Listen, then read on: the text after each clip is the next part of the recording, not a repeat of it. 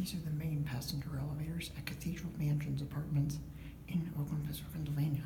These were originally Haughton, then automated by Westinghouse in the 50s, but have been modernized in the 2000s by Schindler with EPCO. Starting on the second floor rather than the first floor for security reasons.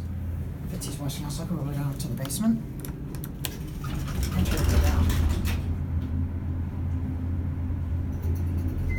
It's dimmer in here than I remember it. Here at basement.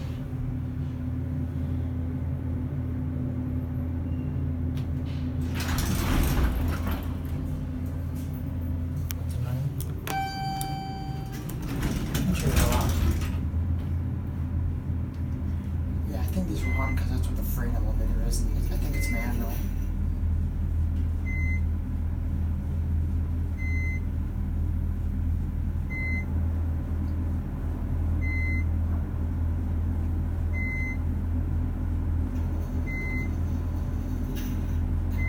Here at 9. I also filmed these a long time ago, but it was only from 2 to 1 because I was visiting someone here.